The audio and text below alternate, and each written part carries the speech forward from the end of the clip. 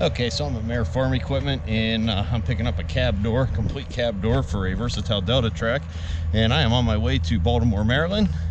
There was a Delta track that was going overseas that had a issue while it was shipping, so I got a new door here, and we're gonna drive to Baltimore now and put it on. I was hoping to fit this in the back seat of my truck or in a bed. That didn't quite work out, so I had to go rent this U-Haul trailer. So here I got the cab door all strapped down, plenty of blankets underneath. Should be.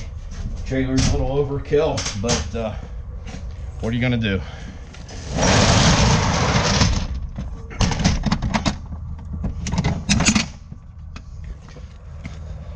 Anyhow, so it's off to Baltimore, Maryland.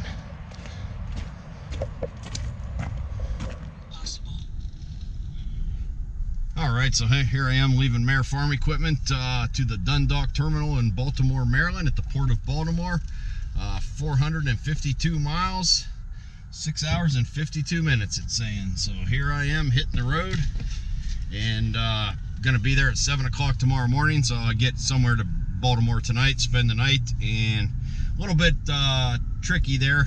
You can't just drive in there and work on a tractor. You got to have your clearances and everything. At the end of the road, so I got all the paperwork and everything done Friday, and then I have to stop by an Escort service. Yeah, an Escort service they call it. And you pay $100 an hour, and somebody drives you into the terminal, and then they stand there as your guard or watch you as you do the work. So shouldn't take more than a couple hours. So I'll be there at 7 o'clock tomorrow morning, Tuesday morning. Get there at 7 and get everything lined up. Hopefully be in there working by 8 o'clock, and shouldn't take too long to put this door on and drive back and turn this U-Haul trailer back in. All right, here I am crossing the Ohio River on my way to Baltimore, just coming into West Virginia. There's the Welcome to West Virginia sign, wild and wonderful. All right, so I made it through the 13 or 14 miles of the panhandle of West Virginia, now crossing into Pennsylvania on Interstate 70. Yeah, Tuesday morning, 6 a.m., just coming into the very end of Interstate 70, or where it starts or ends, whatever you want to call it, in Baltimore, Maryland. Got 17 miles to go to the Dundalk terminal and get this tractor fixed. So I can't get in there till 7 a.m. So hopefully I can find a good spot to pull off here and get some breakfast. And there's the official sign, Interstate 70 ends. Yeah, about 6:15 in the morning, into some good rush hour traffic here in Baltimore. Maintaining about just under 10 mile an hour, but I got 45 minutes to get there, and it's probably going to take every bit of that. So we'll see what happens. 6:27 a.m., about 7 miles to go. There's downtown Baltimore. It's just starting to get daylight here.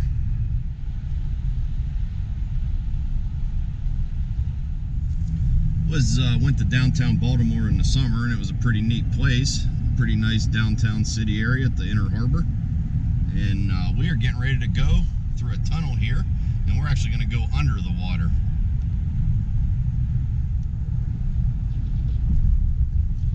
Okay, and here we go starting to go under the tunnel here.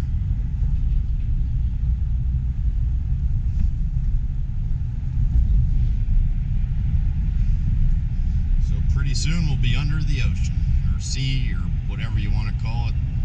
Under the water, how about that? Okay, now we're coming out of the tunnel, back on land.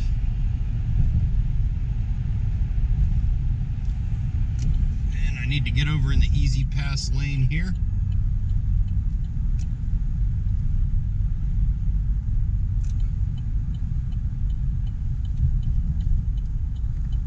Take the exit right, then bear left. After 700 yards, bear left. In 600 feet, keep right to continue on exit 56. Follow signs for Keith Avenue. Alright, I got the easy pass up in my windshield, so that makes things easier. And now I need to get off right away over here to Keith Avenue, they say. In a quarter mile, keep left at the fork. Follow signs. Alright, we're starting to get into the port area. You can see a bunch of containers over there. This is just a huge place.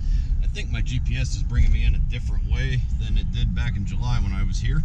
Seems to look a little different, but then again, it's a little bit dark and whatnot, so maybe it just looks different because of that. And I've only been here, this will only be the third time that I've been here, so maybe it hasn't all sunk in yet.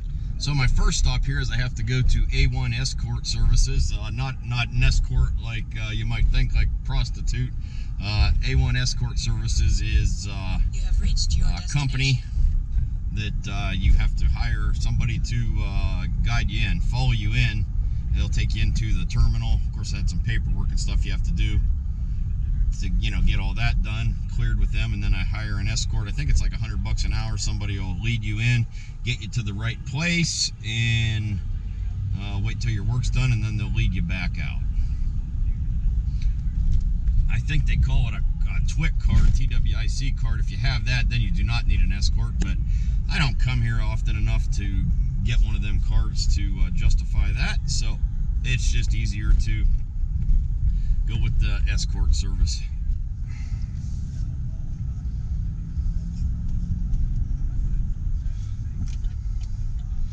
Okay, and here is the lot of A1 Escort Services. So I see a couple cars backed in, so it's first come, first served basis here. You no appointment needed, like I said. So the best thing is to be here at 7 a.m. when they open, which I am. Seeing them 2 cars backed in is probably a good sign that I'll be able to get somebody right away, get in and get this tractor repaired and make my way back to Ohio. All right, here at A1 Escort Service, just come back here and look at this. So it looks like the part I was worried about most was getting this window here and nothing breaking. Everything looks good, so that's good. Now just I need to get it up on the tractor and mount it, and I'll be good to go. So now I have to wait till 8 o'clock to get into the terminal and walk down and got a coffee. And when I was coming back from getting my coffee at the gas station, in pulls this John Deere 8345 RT, going to the port as well, getting shipped somewhere. But anyways, not the stuff you expect to see in Baltimore. So now that I got the escort to get in here, I got to stop by the visitor center. This is where I had to email the stuff to get the clearances and whatnot to come here. So we'll go in and get this squared away, and we'll be on our way into the Dundalk terminal.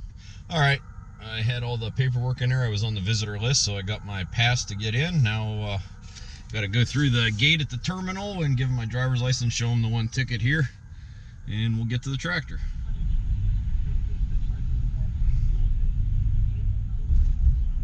And there's some farm equipment, some yellow New Holland windrowers, and some Case IH cotton pickers. And since I'm technically a visitor, here is the gate we're going through.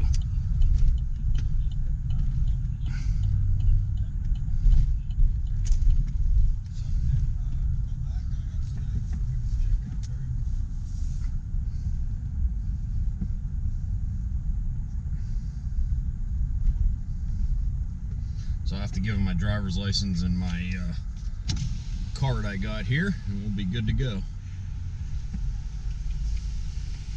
Good morning.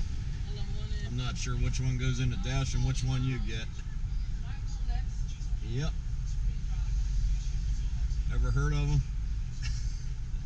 You good. See you later. Thank you. Bye. And that's all there is to that. There's a bunch of smaller tractors. Them ones would have come in from overseas to here. There's a bunch of Case IH and New Holland big square balers that this is a lot of equipment here. A bunch of little mini excavators over there. A lot of cars you see here. A lot of everything. There's some chromed equipment over there. I see a couple Krone Big M mowers, and then of course a bunch of construction equipment, new and used.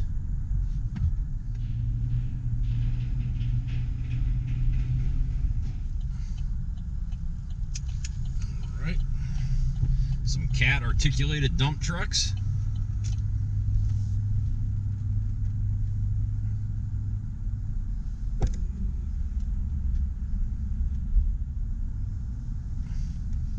And like I said, a lot of vehicles coming and going. There's a bunch of Manitou stuff and Cat stuff over there.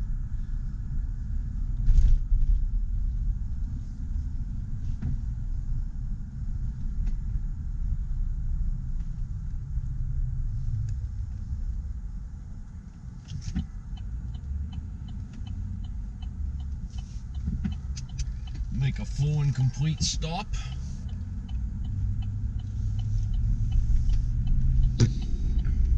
Okay, now I'm at the Mid-Atlantic Terminal. Need to go in here and find out exactly where the tractor is.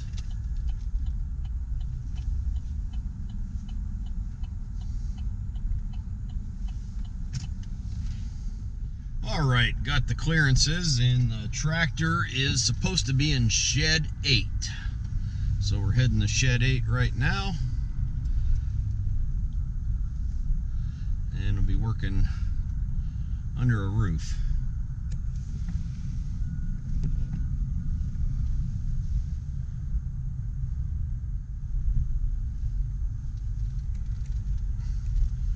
Some more farm equipment over here, some Case IH stuff.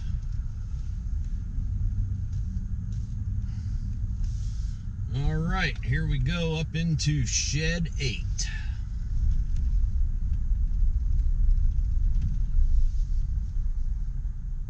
All right, well, I'm sure not seeing it in here.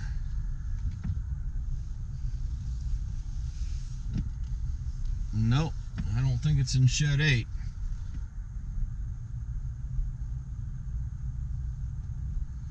Anyways, cool little drive-through. All right, now they're saying Shed 11, so I'm going to get a pretty good tour of the place here. Anyhow.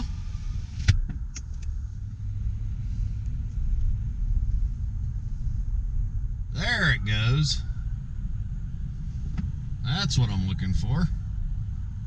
They're moving it to Shed 8. All right. Big old versatile Delta Track 620.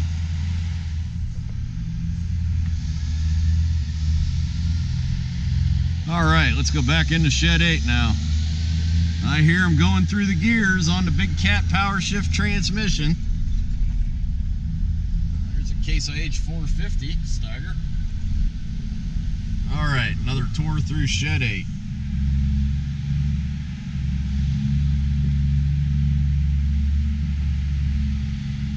All right, so we made it here to Shed 8, and we definitely got a broken door. Got a new versatile 620 DT. This is a tier 3, so this is definitely going overseas. In my opinion, this would be the tractor to have. However, you can't do tier 3 in North America anymore. So this tractor is probably going to maybe Russia, Australia. Really not sure, but anyways, look at this. Got the cab suspension. A big TA22 Cat transmission, and there's the broken door. Door frame still intact, seal, bunch of broken glass. So this happened broken transport. So anyways, gonna go ahead and take this off, and we'll get the new door put on.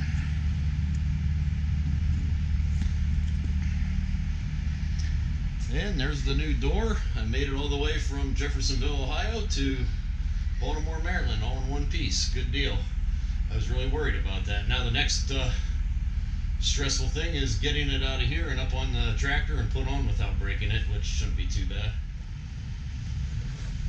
Alright, we got the door frame off and ready to put the new door on. So I'm gonna have a guy come help me lift it up on here so I don't break the new one. Then I got a bunch of glass to clean up. So a pretty simple job, 2 pins and shock absorber on the door, and that's all there is to changing that.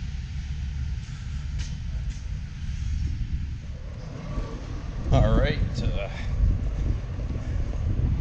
So I had some helpers come over. We got the door up on here, as you can see. Now I got a bunch of broken glass to clean up. So I got my gloves on. I didn't bring a broom or a dustpan. I didn't even think about that. But anyways, that's pretty much it. And we'll get this mess cleaned up, and I'll be heading back to Ohio.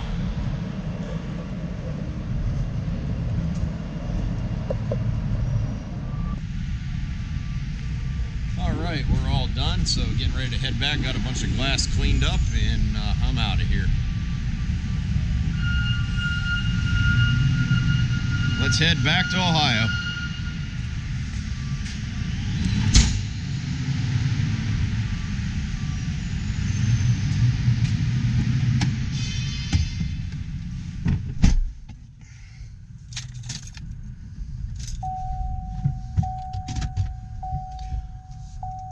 Alright, I am officially checking out of Shed 8. Now I got to go through a couple more security measures to get out of here, and we'll be hitting the road back home.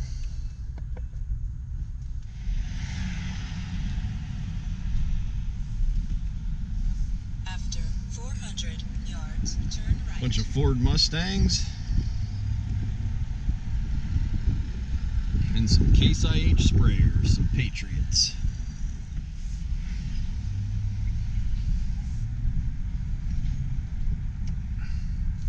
After 50 yards, turn left.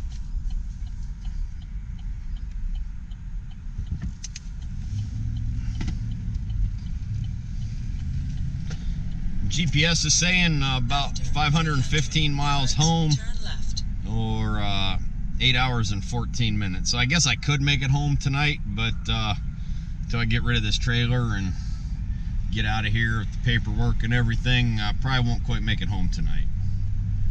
Since I left at 5 o'clock this morning, I'm sure when the time it gets dark, I'm going to get tired. Turn left.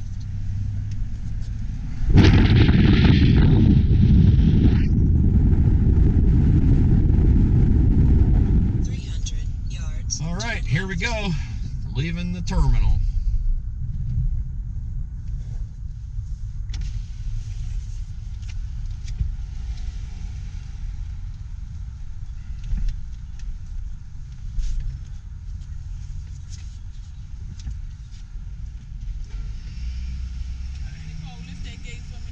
You need my driver's license? You too, thanks.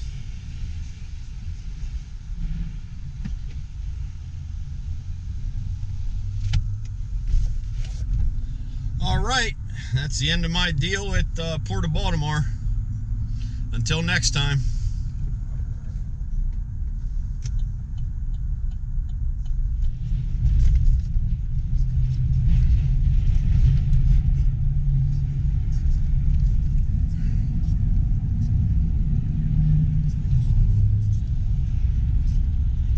After.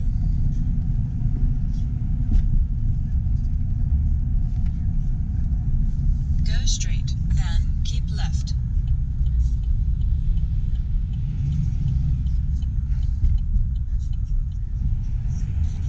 All right, heading back under the water again.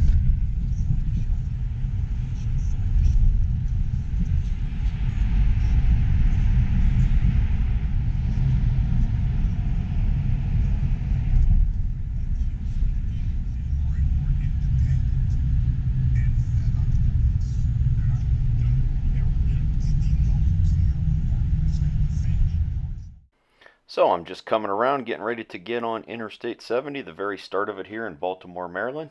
A little history on Interstate 70. It went into construction starting in 1956, and it kind of traces the old U.S. Route 40, which is still in existence. It goes through 9 different states, with West Virginia being the shortest of them. It goes through about 15 miles through the panhandle of West Virginia. Where it starts here in Baltimore, it is approximately 420 miles to Columbus, Ohio, 845 miles to St. Louis, 1,700 miles to Denver, and 2,200 where it ends or starts in Cove Fort, Utah. And I am lucky enough to say I drove every single mile of it. Hope you enjoyed this video. Thanks for watching.